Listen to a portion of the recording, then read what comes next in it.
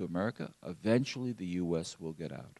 So why should they negotiate? Why should they compromise? They think they can get the whole thing. And, they may be right. Usually the Taliban is very careful these days on using their computers because once they do the click button, something like a predator seems to show up. And then they're in lots of little pieces with their little computer and pieces. But that's another story. There is a feeling in some places like the New York Times that the great success story of Petraeus, who had to work with all kinds of different people. I mean, you can't get any more different than Secretary of Defense Rumsfeld. That in the process, what we actually succeeded in doing in Iraq is creating the second largest Shiite nation in the world. Do you have any feelings about that? About how U.S. policy has evolved in Iraq? Well, I had mixed feelings about the Iraqi decision, although actually, and this was not a popular move on my part, I was dean of a school at Berkeley at the time, so I'm a sort of, a professor couldn't say, especially if you have tenure, say or do what you want. But if you're a dean or an administrator, you're speaking in a way on behalf of the university, although I was speaking myself. But I actually wrote an op-ed in the Chronicle in early 2003, a few months before the invasion, supporting President George W. Bush in Iraq. And I did that only for one main reason, and that was I had had briefings, classified intelligence briefings, because I've had clearances for many years, even when I've been out of government. And I got the same briefing as a lot of other people around the world did from the U.S. intelligence community, that they said, here are biological weapons trailers in Iraq. They have an enormous biological weapons program. They have a major nuclear capability under development. They have stockpiles of chemical weapons. And Hussein was such a, not that he was allied in any way with al-Qaeda, in fact, they were enemies, but he was such an erratic and clearly aggressive leader. After all, he had invaded Kuwait, and he had done terrible damage to his own people, and he'd used chemical weapons in Iran, that I thought, especially after 9/11, when, I don't know if we can create that time. After 9/11, we didn't know what was going to happen next. That I thought he was a threat that if they could do it correctly, quickly, that this would be a risk worth taking. Later on, of course, it clearly was mismanaged, it was misunderstood, and we had this terrible several years. I remember one night, my wife, who's not timid, once said to me, she says, you have the clearances, you have the experience, you have the expertise. I just watched CNN. You got it wrong, I got it right. I said, you're right. She was right. So I would say that I don't want to really sort of go over spilled milk. We are where we are. We are getting out of Iraq. Iraq is a complex Shia-dominated nation. I'm hopeful that they can make it on their own and that Iranian influence will be constrained. I am concerned about Iranian exploitation in Iraq when the U.S. forces are out. It's a serious problem, and I know that the senior U.S. military opposed the current decision by the president to really withdraw all forces by the end of the calendar year. I don't know the details of how they couldn't reach a status of forces agreement. Some of you know that the U.S., a condition, a non-negotiable condition for the U.S. to remain in Iraq was that U.S. combat forces had to be immune from the Iraqi legal system. And the Iraqis would not accept that. So we're pulling out. We'll be. It's now almost mid-November, so in 6 weeks we're going to be out of Iraq, and then we're going to find out if this was the right move or not. While you were in the Pentagon, there was another man who has a very strange haircut and odd-looking clothes, and travels around in a sealed boxcar, showing up on the border with the Chinese, who are always lecturing him how to change his policies, and then traveling all the way to Moscow to get the same word from the Russians. He's the head of the North Korean government, and he has built some kind of device that does shine in the night when it explodes. And the Japanese are very unhappy as our ally because this silly missile he's got, the Taepyeong, wobbles away across their airspace as it splashes down in the Pacific. And in the old days, Senator Helms used to say, that thing fell down very near to Hawaii. What do you think, when you were there, is and should be our policy to North Korea and its nuclear weapons? Well, this, unfortunately, is a topic I worked on in the Pentagon. Let me give you an anecdote, which I hope could be ultimately, I hope the denouement, the end game of it, could be replicated. When you become a political appointee, at least in the Defense Department, you essentially surrender your private life from the moment you start to the moment you leave. By that, I don't mean that you work 24 hours a day, 7 days a week, all holidays. But you could. There's no way to know. If something happens in the world, you have to be there. So on July 4th, 2009, my plan was not to be in the Pentagon. But the problem was that U.S. intelligence had alerted the policy community that North Korea had sent a ship from North Korea that they thought almost certainly was headed toward Burma with very sensitive nuclear materials. They didn't even know the precise nature of the cargo, but they knew it wasn't good stuff. Now, there was a Navy captain and his team monitoring it, following it. But the Navy captain doesn't decide on his own what to do about that North Korean ship. That's too sensitive, too important a matter. So, quote, he's got to get instructions from Washington. Well, who in Washington? Well, I was part of a 6-person team that was figuring out what to do and to make the recommendations to our leadership. And in fact, actually, one of them was Admiral Winnefeld, who's now Deputy Chairman of the Joint Chiefs, a wonderful, wonderful man, by the way. And, you know, there were lots of options. There was attack it. There was threaten to attack it. There was board it or threaten to board it. There was let it go through. Ultimately, what happened was that the U.S. was able to persuade another government, name unstated, that had good relations with Burma, to persuade the Burma, and we do not have good relations with, we have essentially no relations with Burma, to persuade the Burmese government not to permit the North Korean ship to enter the Burmese port. They couldn't land, couldn't offload the stuff.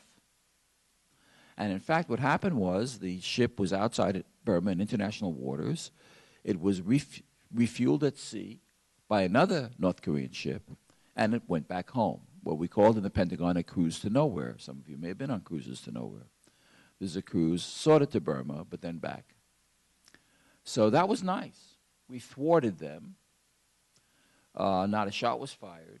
Didn't lead to confrontation. It doesn't mean that they haven't tried it again. The problem with North Korea is it is the closest thing, and I don't use this term very often, to a Stalinist regime. It really is an autarky, completely sealed off from the world except for food and fuel from China. Anecdote. In the early 80s, I went to South Korea, and I was taken by a KCIA officer to the demilitarized zone, where the very first North-South Korean negotiations had begun after the Korean War. And by the way, you know, we're still at war, essentially, with North Korea, right? The armistice was in June 53, so that's 58 years ago. And armistice doesn't mean peace or peace treaty. Armistice just means time out. It's like two fighters are now back at their stools. It's 1 minute rest, except this 1 minute has gone on for 58 years. So we, and North and South Korea are definitely in a war status. And this KCIA individual told me that at the very first meeting of the North and South teams, the North team was headed by a 3-star general. He came in, and there were 2 things he said right off the bat. There were lovely leather chairs and couches in this room, and he pointed to them very acrimoniously, and he said, from which foreign nation did you get that furniture? Because he couldn't believe that South Koreans could actually manufacture nice furniture, which came from South Korea. Then he looked up at the air conditioning ducts, and he said, those must be listening devices. Why do you have them here? He had not known about the concept of air conditioning. This was 1981. Senior three-star general from North Korea. So you're dealing with a group. They've changed a lot in more recent years. They're more sophisticated. They have sent teams to New York and so forth. But you can't assume almost anything about either their knowledge base or what they might do. And it's sort of like a porcupine. They could spring like that. And although several U.S. administrations, from the George H.W. Bush administration right through to President Obama, have said we will not tolerate a North Korean nuclear weapon capability, they have, by unclassified estimates, 8, 10 nuclear weapons. They have them. And those weapons could reach Seoul on a ballistic missile in a few minutes. You know, the distance from the demilitarized zone to Seoul is 35 miles. It's a distance from Dulles Airport to DuPont Circle. They can destroy Seoul, a city of, 12 million people or so? It's half the South Korean economy. They can destroy Tokyo, which is, and many more people, and an even more significant economic center. So, you know, you have to be very careful with North Korea. I'm not saying they would do it. I don't think the leadership, to the extent we know anything about them, and we know something, but our knowledge of their decision-making is very murky. They're not suicidal. And they're clever in how they go to the edge and then come back, go to the edge and then come back, trying to get economic aid, trying to get energy, trying to get other things. And they know that if they give up nuclear weapons, no one would care about them. So they play a weak hand very well, and they're dangerous. They're doing a lot of other things. They have nuclear activities in Syria, all sorts of things. And we just have to deal with them and hope through various activities of our own and their own incompetence that ultimately there'll be some regime change. But it could take several more decades. There's just no way to know. They could collapse tonight, and they may not collapse for decades. If I get one remark on this, because just hearing myself speak reminds me of another observation I'd like to share with audiences. Microphone. Sorry. I was an engineer in the beginning part of my career. I mentioned this. I don't know how many of you are engineers or technical people. Many engineers or technical people? Not too many. Okay. So when you're an engineer, as I recall from my training 1,000 years ago, basically you try to identify a problem, move away all the clutter, all the stuff that's in your way, take out your toolkit, take out the tool that solves the problem, solve the problem, and then forget about it. Because once the problem's solved, anybody can do it. You know, if you want to build a suspension bridge, you have to figure out the first time how to do it. Once you do it, anybody can do it. Okay. So if you're an engineer, you think, well, why can't we do that with North Korea or the Israeli-Palestinian issue or Iran? And the answer is because these are not largely problems with solutions. They're conditions that have to be managed. It's more like dealing with your mother-in-law. I had a lovely mother-in-law. She passed away many years ago. But, it's human relations. It's about improving things or letting things deteriorate. It's not about solving the issue. I've been married for decades. I think when my wife and I were kids, we know each other a long time. We had 4 or 5 issues that we didn't agree on. Now we have 400 issues. But relations are pretty good. So this is what's very frustrating, because I think the American people are essentially engineers by mentality. They want the problem solved. And for someone to come before you and say, we're not going to solve the Iranian problem right away. We're not going to solve the Iraqi problem, the North Korean problem, the Afghanistan problem, the cybersecurity problem, the space problem. It's very frustrating. You say, well, why are we spending $700 billion a year if you're not solving anything? Because things would be a lot worse if we didn't. During the Clinton administration with Madeleine Albright, who we've had here before, Madeleine, of course, we always depend on people to have children who live in the Bay Area and have to come out and visit them. There were some issues, and some people felt very strongly in those Clinton years that since the North Korean emphasis was in this mountain complex inside of tunnels, all labeled as Yongbong, that the best thing to do was simply to take it out. In other words, to have what the Israelis would call a kind of preemptive strike. And you were serving in the Clinton administration. Did you have any feelings about us in a preemptive strike? Well, I thought I was involved in one aspect of this which really was quite dangerous. I mentioned I was with Secretary Perry, Secretary of Defense Perry, when he made this trip to China in '94, the first time. Brent Scowcroft, I guess, under President Bush, made a secret trip, but no other senior American had been to China since Tiananmen, so it was 5 years later. When we went into those meetings with the Chinese leadership, this was Li Peng. Some might remember him, great liberal, progressive figure. It's a joke. We were told separately that there were ongoing negotiations in Geneva between the U.S. and North Koreans about constraining their nuclear program. And we were told that they were getting nowhere and things were deteriorating rapidly. And at one point, Secretary Perry informed the Chinese leadership. They said, look, you're the only people in the world who can influence North Korea. You provide substantial food and fuel, energy to them. You have to realize if this situation continues, there could be war with North Korea.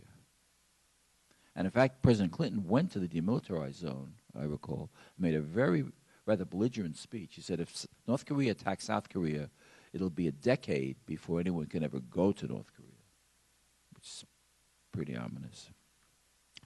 The Chinese said, we can't do anything. We don't influence anybody. We don't know where North Korea is. We don't know how to spell it. But we then got a cable. This was in the days way before email. We got a cable while we were still in China. About 2 days after that meeting, Washington told us that Geneva told Washington that the North Koreans had changed their negotiating position, and there now could be a deal with North Korea. So the Chinese can exert influence, but they're never going to tell you that they exert influence. They're never going to admit it, not to you, not to you. So that was a dangerous situation. Again, my concern would be a U.S. attack on a North Korean nuclear complex could lead to a North Korean attack on Seoul. And, the judgment, is it worth it? Obviously, it's not something the South Koreans want. If the South Koreans have to vote, attack Yongbyon and lose Seoul, or don't attack Yongbyon and keep Seoul, I don't think it's a tough call for the South Koreans or the Japanese vis-a-vis Tokyo. So I think, it's easy to talk about it. It's another thing to have the responsibility to approve carrying it out. And I think it's very frustrating dealing with North Korea. It's been going on now, 2.5 decades just on the nuclear problem, and it's been going on 60 years on the acrimony generally. But we're just trying to prevent it from getting worse. And right now they're sort of in a box, and we're hopeful that with the eventual passing of Kim Jong-il and the succession of Kim Jong-un, is it, his 27-year-old son who went from playboy to four-star general in about a week, that maybe there'll be less support for him, and eventually it'll be very painful and it'll be very bloody. It'll make Libya look like a picnic, but there would be a revolt in North Korea, and ultimately there could be sunshine to North Korea eventually. But it's going to be very difficult, painful, dangerous in the process. Tying ourselves back to the cyber business, there is a missile that the Chinese have developed that's very, very good and very accurate. And apparently it's a land-based, but to be aimed at naval forces at sea. And it would operate in such a way that it would endanger elements of the 7th U.S. Fleet or any other numbered fleet that we put anywhere in the Western Pacific. So it'd be very hard to figure out how you could have a naval policy that could only operate from San Francisco to Honolulu. Generally, our fleets operate beyond that limit. So when you have this new missile, And then secondly, you have the most amazing thing just happened in their celebrations for their big anniversary in Dalian, which is a port city.